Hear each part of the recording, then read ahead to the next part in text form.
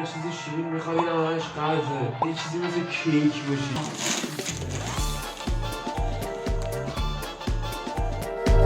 خوشمزه باز بود واقعا این بزرگیشو داره. آخه این چیه؟ بریم بزرگیشو درست کنیم. ولی جالبیش اینه که اصلا بلد نیستم درست کنم.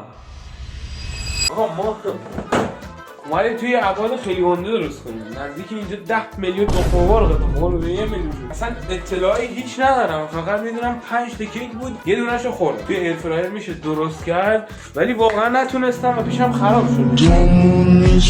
ولی الان ما اینجا 2 تا آپشن داریم. ما اینجا یه ظرف نسوز آوردیم که هم بشه تو این درست کرد، هم تو هواپز. توی ایر فرایر میشه. این فرایر چیز زیر گاز نیست، گاز ما صفحه‌ایه و نمیشه اصلا ازش استفاده کنی. بذاری تو این هواپز و الان یه چیزی میخوام با هم تست کنیم و سر اینکه درست کنیم ببینیم مقیاس گیری اوکی یا نه. ریدیم آقا، ما اینجا ریدیم و این ویدیو همینجا به اتمام رسید. حتما بچه چنل منو دیسلایک میشه اصلا باش درست کرد. حالا مهم نیست، ببینیم رو کیک چی. کیک که اسپانسر ما رشد، اصلا نمیدونم رشد برنده، رشد اسم به قیمت 1 میلیارد. من اطلاعی اصلا از کیک ندارم، هیچ فقط میدونم باید بریزی فقط چیزایی که پشتشه، آب یا شیر، روغن و تخم مرغ بریز. من فقط همینه که این اصلا هیچ آبگو نیست. خودمونی بابا، من میتونیم، ما اصلا ترسی نداریم. آقای شف جواد جوادی حتما منو به دوره‌های خود دعوت کن رایگان. نمیدونم دوره داری یا نه. بابا این چه کیکیه؟ آقای نظری، آقای این کیک رو درست کردی، این کیک اصلا به این ابعاد میخوره؟ واقعا به این ابعاد من میخوره؟ خب فقط نمیدونم از کجا شروع کنم. ما بریم از چت جی پی تی کمک بگیریم و بیایم ببینیم باید چیکار کنیم. ولی این یه سری چیزا رو میدونم که اول باید تخم مرغ رو هم بزنیم. تخم مرغ رو بزنیم. من قبل از اینکه این بساط رو بندازم خودم یه دونه‌شو درست کردم. این یه خورده کیکیه برای این چیزاست. یعنی الان هیت ندید که فلان. الان ما باید چیکار کنیم؟ روش زده چی؟ بذاریم روی این زده چی؟ روش زده که لیوان شیر، 3 تا تخم مرغ و روغن. باشه آماده سازیش هم که دیگه میذاریم یه کاریش میکنیم دیگه. تهش میسوزونیم میخوریم با هم دیگه. ولی اینا رو اگه 4 تا باشه هر کدوم 3 تا بزنیم میشه 12 تا. 1 2 3 1 2 3 4 5 همش باید بزنیم. 3 تا تخم مرغ یا مثلا شاید نه. حالا ما میریم تست کنیم ببینیم چی میشه. ان شاءالله خیره. آقا بریم که واقعا این کیک طلاییمون رو بزنیم. این برای کیک اول با زرده باید بزنیم. من بلایی ندارم واقعا. بابا این سیمرجی کیک روشه دوستان، هیت ندید که واقعا بنده چنل را دیلیت میکنم.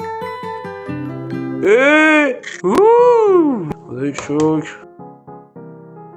ما باید الان این 3 تا رو هم بزنیم خوف کنه دیگه. هرچی این بیشتر چیز کنه کیک ما بیشتر.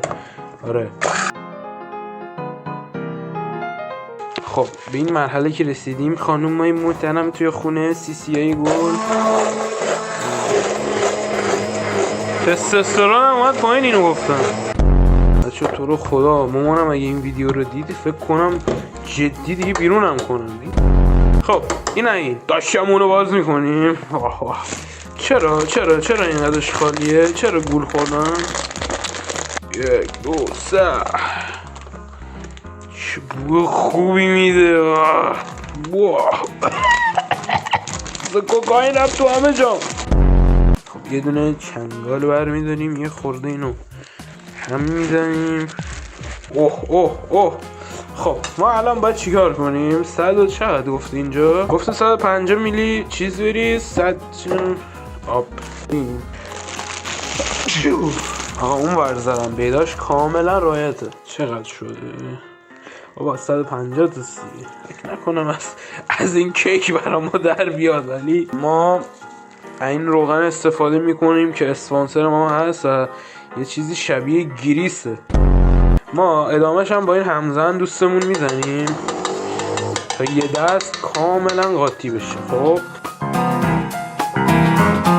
همینه کانسپت کیک شد همین. آقا ما الان رسیدیم به اینجا. الان دقیقا اصلا نمیدونم کدوم وسط درست کنیم و بافت خامه طور نه خامه نمیدونم. یه بافت خیلی نرم شده. ببین من خودم به چیز خاص خودم مثلا میگم وانیل روش بزنم. خب نمیدونم احساس کنم شکلات و وانیل خورده با هم خوب میشه. بالاخره شف امین و اون ادیشن خودشه. خب فکر کنم این تا اینجا آماده است. ما الان باید بریم چقدر فاز اینا هست برای جم فود. بله جناب این آماده است. ما میتونیم اینو بریزیم تو قالب بسیار استاندارد. ما باید 3 بار یا 4 بار دیگه این مرحله رو هی تکرار کنیم و برای اینکه تایم شما گرفته نشه و حوصله‌تون سر نره اینو ما خودمون رنگ می‌کنیم. ببین این الان یه بافت این شکلی شده و یه بافت تقریبا این جوری داره. خب اینو ما میریزیم تو این ظرف، ولی نمیدونم بتونیم تو ایر فرایر یا هواپزش بذاریم یا باید ببریم رو گاز. حالا من تست میکنم اینو رو گاز میپزم، یکی دیگه شو تو ایر فرایر میذارم، هم تایمشو همه چیزشو میذارم ببینیم کدومش بهتر میشه. ولی این خیلی فکر کنم و یک گرم از دستم برم از زندگی رو باختم. خیلی دوست داشتم واقعا میتونستم بچه‌ها مخاطبایی که این ویدیو رو میبینن کیک بخورن و که دستپخت شف امینو بخورن و عشق کنن. خب این شد از اینو بذاریم روی گاز، همین گاز خونه و ببینیم چی میشه و یکی بعدیو تو ایر فرایر میذارم و نتیجه دوتاش هم بهتون میگم. الازبا ما الان برادر رو گذاشتیم و بالا سرش وایسادم. بپز منتظرم. من فکر کنم باید یه در روش بذاریم. این درش چی فکر کنم داره. بچه پایه‌ای که از من ویدیو میگیره برادر یاره همیشگی منه. تو استریما که کتک میخوره اینجا میاد ویدیو میگیره. جو من اومدم سر رو این بذارم و یه سری غیر استاندارد پیدا کردم. یه انگشت چه دستم زخم. این یه انگشت این تو میره یه خورده فاصله است میبینین، ولی این نداره این میپزه. بریم برای ادامه شون. ببینیم با هم این هم شد دومی. خب چرا رفت؟ این شد دومی و یه خورده که نه خورده شله اصلا. این یکی الان یه ببینیم 5 دقیقه هست داره میپزه، هیچ تأثیری ندید. اینم میخوام بذارم تو هواپز. اوه چقدر هواپز دارم خراب کردیم، شکلاتی شده کلا. بذاریم تو هواپز ببینیم کدومشون یا بهتر میپزه یا زودتر میپزه. اینا قطعا که هواپز زودتره ولی بافتش خیلی مهمه. میخوام تمام ریخته رون این تو مرغ هم زدیم. که ما باید انجام بدیم چیه؟ اینی که ما باید بچه‌ها اینا همه تخم مرغی که داشتن هم میزدن خورده به در دیگه. اینجا رو آجی همه تخم مرغ. ببین اگه ننداختنم بیرون از خونه بچه تو چنل تلگرام حتما میگم که لینکش پایینه برید خواهش ما اینو به صورت اوری جاشو تو رو ناموس دوست میذاریم و اینو میذاریم میره تو دستگاه. چندین دقیقه الان بریم. چند دقیقه که شاید میشه نزدیک 1 ساعت بریم ببینیم چی شده و هر دوشون رو ببینیم پشماتو میریزه. این با ایر فرایر هواپزه و این با یه دونه بهش میگن چی؟ این با یه دونه مایتابه نسوز این بافتک کیک به من داده و بالا اینم از هواپزه. خدای شکر واقعا. و طعمش هم یه جور خیلی سفت شده، اصلا پیداست که اینو اصلا چجوریه این چجوریه. عاشقالن اینا. یعنی صرفا این برندو نمیگم ولی شاید هم من بلد نباشم، ولی خب من با همون بلد نبودنم این همه آشغال کاری اینو این شکلی در آوردم و اینو این شکلی و بریم ببینیم چی میشه.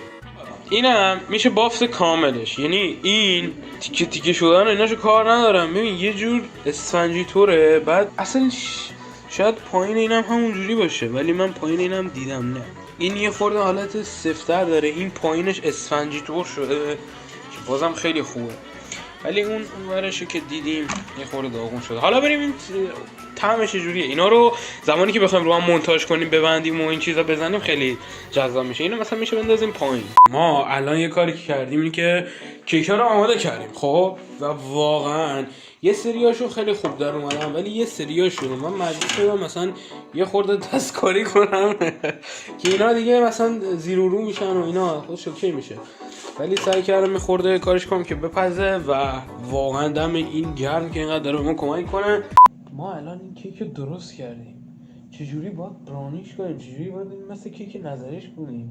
چه اشتباهی کردم کلی خوندم ولی هنوز یه راهی داریم.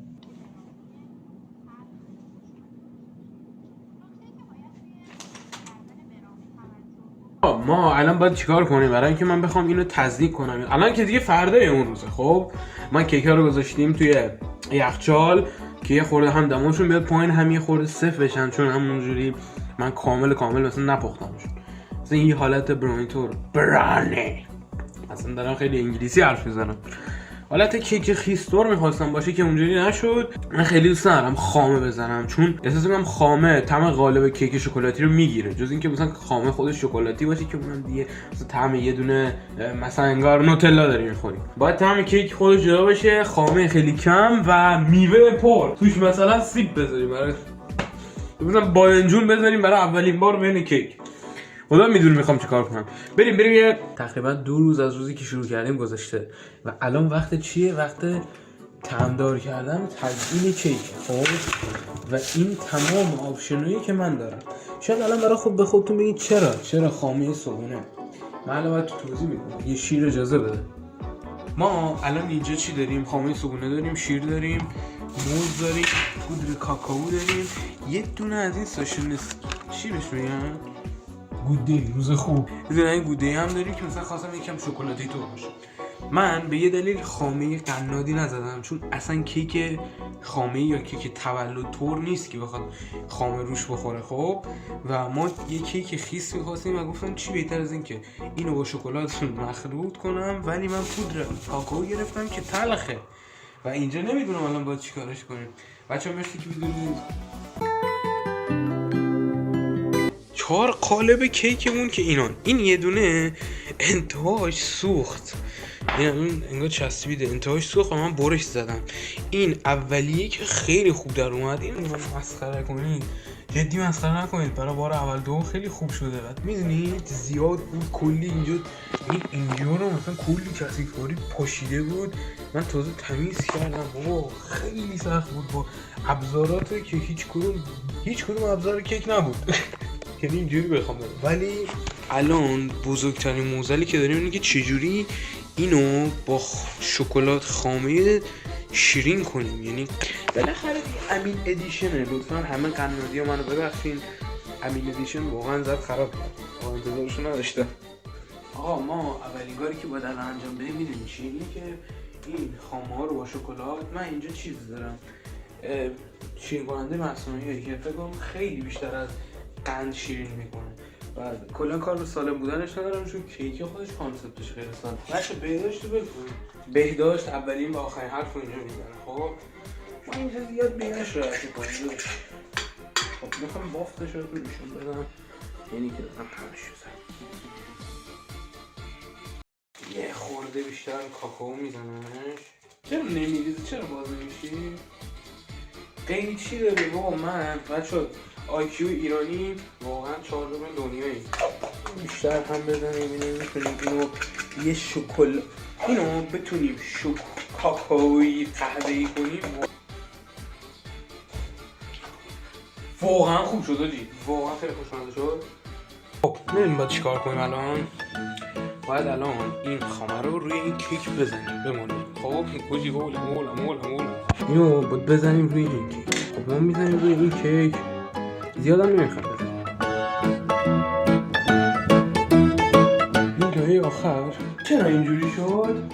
چرا یکم یه خورده زشته میدونی؟ کارشته اومدیم، مگه کیک فروشی هم اینجوری نمیذارن؟ چرا اینجوری شد واقعا؟ چرا اینجوری شد بچه؟ به قرآن نمیدونم، شاید به خاطر این هست. اینو کج میذاریم، فکر کنم خیلی بد ریدیم میدونی؟ بالاخره پیش میاد، بدونی چیزی که پیش میاد و وسط قرارمون بود اینو توی شیر کاکائو بذاریم که خیس بشه و اینا. متاسفانه اون خانمی که داشت تو آپارات توضیح میداد بچه مشکل من نبود. من یه ویدیو دیگه دیدم گفت که خیس رو باید اینجوری درست کنیم. خب تلاشمون رو میکنیم، ممکنه بشه ممکنه نشه. مهم اینه الان داری یه کیک کج میبینی، مهم اینه داری الان یه کیک کج میبینی که نشون میده که بعضی موقع یعنی هیچ وقت بار کج رو منزل نمیرسی. ببین واقعا خود کیک رو کنم بریم به قرآن خیلی خوشمزه. این زشته بابا، وحشیتناک زشته. آقا واقعا دم تمام شیرینی پرزی و این قنادی ها واقعا دمتون گرم. حاجی یه کیک خیلی خوشگل درست میکنن، طعم خوشمزه، همه اینو خوشمزه. من حتی با خودش آماده بود. ایغم بیا ویدیو گفتم میشه این کیک خیس اول ویدیو میشه این که واقعا یه کیک خوشمزه و 10 از 10 است. خیلی خوشمزه شد، حتی بدون اینکه من مثلا توش سیروپ شکلات اینا بزنم، اصلا اونا رو خودم دوست ندارم، یعنی بود تو یخچال. ببین که اونا رو بزنم خیلی خوشمزه شد. واقعا من تو شکل ظاهر فقط باختم. ما خب کیکی کردیم اون میرسید، این اصلا کلا یه سبکه. امیدوارم واقعا بدونید این یه سبک ویژه از کیکه. یه خورده کجه ولی اب نداره، مهم تنه. خب من خودم خب این کیک خیس است که مثلا با شیر و کاکائو اینا درست کردم، واقعا اینو خیلی خوب می‌شد. جدی بگو واقعا، نه واقعا آی کیک تیکش هم سخته بود بالا باری زن. نه جدی نه خدایی. یک تا 10 6 جدی یک تا 10 چند؟ یک. الان یکی که از منظر کنی اسم کیک اون بار کج منظر نرسید. واقعا ما اینو زور گذاشتیم تا شب. به قرآن نمیخوام تعریف بدم ولی جدی که خوشمزه ترین ها. بذار آقا ما اینو بریم به مهمونای بسیار ویژه‌ام بدیم. من که خودم خورم جدی، من خودم یک تا 10 میدم. نه جدی آقا بخور، نظر کامل خور. گفتش خیلی خوب. باشه خاطی که عالی. نه یک تا 10 واقعا عدد بده. نه جدی عدد بده. یک 10 6 واقعا نه حذف شده ازش باید. ما اینجا یه مشتری کاملا ویژه داریم، اصلا نظرت مهم نیست. بابا بافت کیک ببینه جی، اینو واقعا کافه‌های محترمی که واقعا میخواید خرید کنید ببین دایرکت من یا تو چند تلگرام اونجا ببینید اینا چند. من جدی آقا مادر همیشه حمایت 100% رو به من داشته و داره و خیلی عشقه. این رسیپی استفاده کنید که بچهای چت همه دشمون واقعا میدن بهتون و هیت بهتون میدن تو کامنت ها، اما این رسیپی رو استفاده کردید و ما رو تگ کردید خیلی بهتره. برای سفارش هم میدونید دایرکت اینستاگرام و یا تلگرام.